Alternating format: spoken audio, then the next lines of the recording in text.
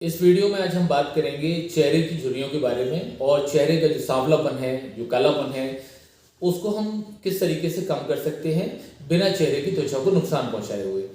तो झुर्रियाँ क्यों बनती हैं और इन झुर्रियों की कौन कौन से ट्रीटमेंट ऑप्शंस उपलब्ध हैं जिससे चेहरा साफ और चमकदार हो सकता है आपका। तो आइए बात करते हैं इस बारे में। दोस्तों, मेरा नाम है एम ए खान, कॉस्मेटोलॉजिस्ट, तहसील रोड, कासगंज।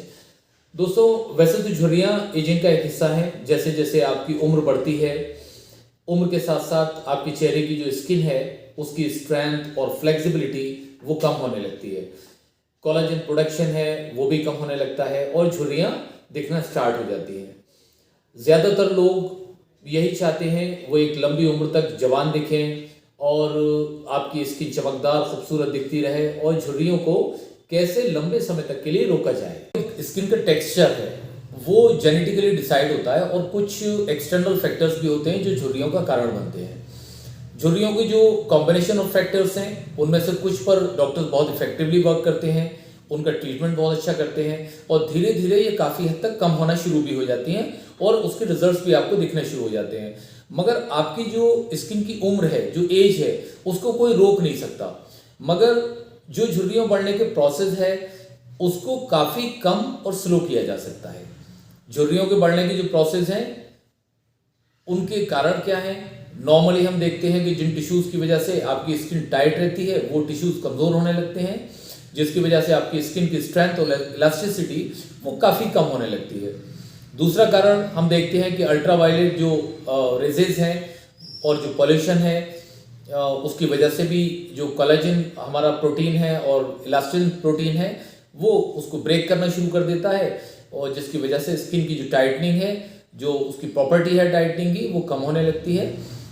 और जो फैक्टर्स हैं उसमें स्मोकिंग एक फैक्टर है, आपका फेशियल एक्सप्रेशंस भी एक उनमें से फैक्टर है जो झुर्रियों के बढ़ने का कारण बनते हैं और उनके डीप होने का कारण बनते हैं। अब इसकी बात आती है कि हम इनको किस तरीके से रोक सकते हैं, किस तरीके से कम कर सकते हैं।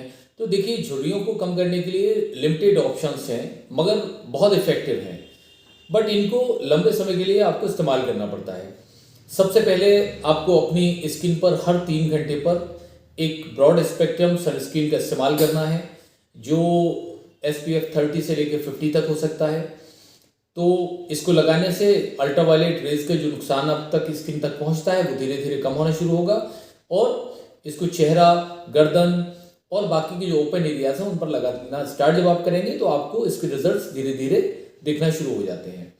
दूसरा, आपको मॉइस्चराइज बहुत रेगुलर करना है क्योंकि जो ड्राई स्किन है हमारी उस पर झुर्रियाँ बहुत तेज़ी से बनती हैं और क्योंकि उम्र के साथ साथ स्किन का जो ऑयल है हमारा वो कम होने लगता है, उसका सिक्रेशन, और जो ड्राई स्किन है वो हमारी बढ़ जाती है। तो मॉइस्चराइज़र को लगाकर हम जो स्किन है उसको ड्राई होने से रोक सकते हैं और जो हमारा स्किन पर झुर्रियों का बढ़ने का जो प्रोसेस है वो उसको हम स्लो डाउन कर सकते हैं।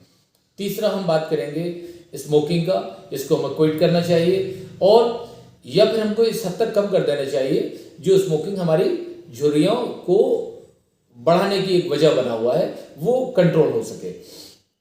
इसको ये भी एक अर्ली एजिंग का फैक्टर माना जाता है, इसको भी एक कारण माना जाता है जो स्मोकिंग है। अपनी डाइट, एक्सरसाइज, योगा, इसको बैलेंस करें। डाइट को जितना हेल्दी रखेंगे उतना ही आपकी स्किन ग्लोइंग रहेगी, चमकदार रहेगी और झुर्रियों से मुक्त रहेगी। अच्छा, इसमें मेडिकल ट्रीटमेंट में क्या ऑप्शंस मौजूद हैं? बहुत सी क्रीम्स जो आपको एंटी एजिंग बोलकर मार्केट में या सोशल मीडिया पर बताया जाता है, उनकी जो एफिकेसी है उस पर हमेशा से डाउट बना रहता है और जितनी भी क्रीम्स मार्केट में उपलब्ध हैं उनके अंदर वो जो एक्टिव इंग्रेडिएंट्स हैं या तो मौजूद नहीं होते हैं और होते हैं तो उतनी मात्रा में नहीं होते जितना आपके लिए रिक्वायर्ड होता है झुर्रियों को कम करने के लिए।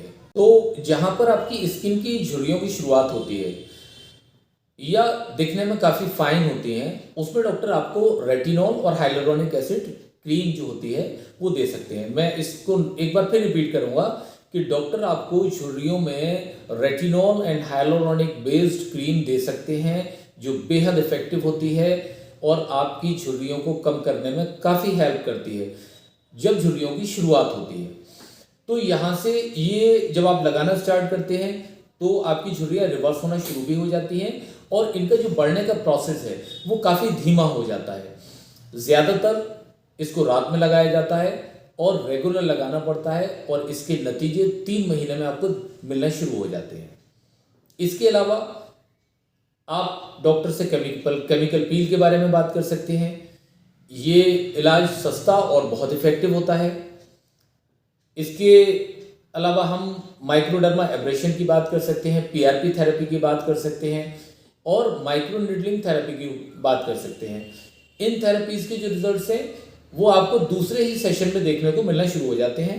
अगर आप इन थेरेपी को रेगुलर लेते हैं तो चेहरे की जो झुर्रियाँ हैं वो काफ़ी हद तक आप रोक पाते हैं और उनकी जो विजिबिलिटी है वो कम हो जाती है, दिखने में बहुत कम हो जाती है। तो कुछ और ट्रीटमेंट्स ऑप्शंस जो है वो मौजूद हैं। बोटॉक्स है, फिलर्स हैं और लेज़र है। ये भी बेहद इफ़ेक्टिव ट्रीटमेंट हैं, लेकिन ये डिपेंड करता है आपकी पेइंग कैपेसिटी पर, आपकी पॉकेट कितना अलाउ करती है। इस पर आप जा सकते हैं, डॉक्टर से बात कर सकते हैं। और जब आप एक बार बोटॉक्स और फिलर्स के साथ में जाते हैं तो ये बहुत ही सरप्राइजिंग रिजल्ट्स आपको देखने को मिलेंगे। आपकी स्किन की जो टाइटनिंग है, आपकी जो झुर्रियाँ हैं और जो स्किन का ग्लो है वो काफ़ी हद तक इम्प्रूवमेंट उसमें देखने को मिलता है। तो दोस्तों, ये थी आज की जानकारी झुर्रियों के बारे में। और हमको ज़रूर बताएं कमेंट करके कि आपको ये वीडियो हमारा कैसा लगा। हमारे वीडियो को लाइक करना, शेयर करना, सब्सक्राइब करना बिल्कुल ना भूलें। बहुत बहुत धन्यवाद दोस्तों।